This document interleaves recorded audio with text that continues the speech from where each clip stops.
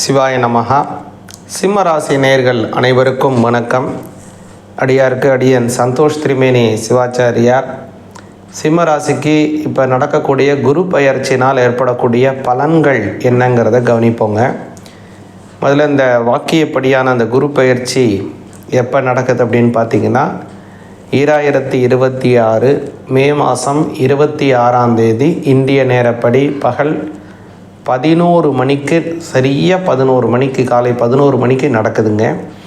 இந்த குரு பயிற்சி சிம்மராசிக்கு பார்த்திங்க அப்படின்னா 12ஆம் பாவத்திற்கு வருகிறார் குரு பகவான். சரியாக உங்களுடைய 11ஆம் வீட்டிலிருந்து 12ஆம் வீடான இருக்கக்கூடிய கடகத்துக்கு வருகிறார். ஒவ்வொரு வருடமும் குரு பயிற்சி நடக்குதுங்க. ஒவ்வொரு வருடமும் குரு பயிற்சி நடக்குது. இருந்தாலும் கூட இந்த வருடம் நடக்கக்கூடியதான குரு பயிற்சி சிம்மராசிக்கு என்ன ஒரு பெரிய நல்ல விஷயம்னு பார்த்தீங்க அப்படின்னா, குரு பகவான் உச்சமடைஞ்சு 12ஆம் வீட்டில் இருக்கிறார். குரு பகவான் எல்லா ராசிக்கும் முக்கியம், சிம்ம ராசிக்கு மிக மிக மிக முக்கியமான ஒரு கிரகம். அவர் இப்போது 12ஆம் வீட்டில் மறைந்து விட்டார்.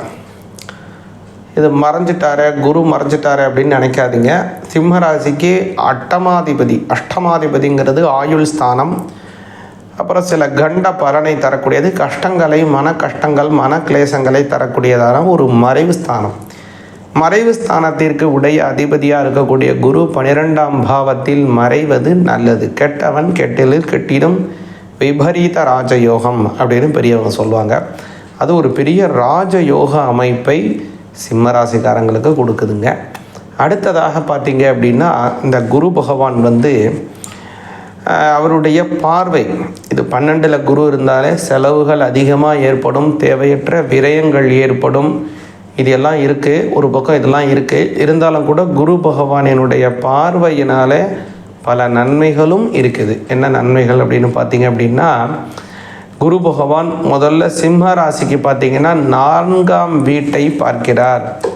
4ஆம் வீடு அப்படிங்கிறது சுகஸ்தானம், மாத்ருஸ்தானம், கிரகஸ்தானம், அதே மாதிரி வாகனஸ்தானம். இதெல்லாம் சொந்த வீடு, வசதி, வாகனம், அம்மா, இது மாதிரி இருக்கக்கூடிய பல விஷயங்களுக்கெல்லாம் காரணியாக இருக்கக்கூடியது இந்த 4ஆம் வீடு.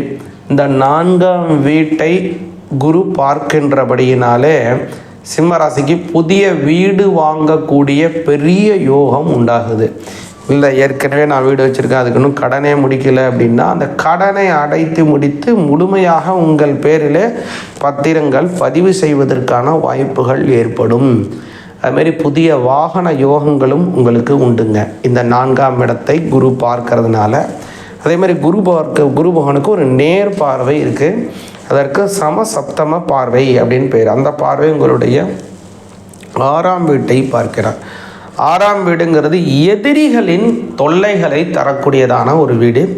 அந்த வீட்டை இப்போ குரு பார்க்குறாரு இல்லைங்களா, அதனால் எதிரிகள் தவிடுபொடி ஆவார்கள். உங்களை எதிர்க்கிறவங்க யாராக இருந்தாலும் அவங்களுக்கு வேறு விதமான பிரச்சனைகள், பல பிரச்சனைகள் அவங்க உங்களை விட்டு விலகி போகக்கூடிய அமைப்பை உருவாக்கிடுவார் குரு பகவான். அடுத்ததாக உங்களுடைய 8ஆம் வீட்டை பார்க்கிறார். அதனால் மன கஷ்டங்கள் எல்லாமே மாறிவிடும். இவ்வளோ நாளாக இருந்த பல வகையான மன கஷ்டங்கள் சிம்மராசிக்கு மாறிடும். இது மாதிரி பல நல்ல விஷயங்கள் சிம்மராசிக்காரங்களுக்கு ஏற்படுதுங்க. முக்கியமாக இந்த குரு பயிற்சினால சிம்மராசிக்காரங்கள் செய்ய வேண்டிய ஒரு முக்கியமான விஷயம் என்னன்னு பார்த்தீங்கன்னா, சிவபெருமானினுடைய வழிபாடு. ஒவ்வொரு பிரதோஷ தினமும் சிவபெருமானுக்கு அபிஷேக ஆராதனை மாலை வேலை அந்த சமயத்தில் தரிசனம் பண்ணுங்க. முடிந்தால் அந்த அபிஷேகத்திற்கு பழங்கள் அல்லது பால், தயிர், தேன், இந்த மாதிரி உங்களால் என்ன முடியுமோ அந்த அபிஷேக பொருளை கொடுத்து சிவபெருமானை வழிபாடு செய்து வந்தீங்கன்னா நல்ல பலன் உங்களுக்கு கிடைக்கும். சிவாய நமக.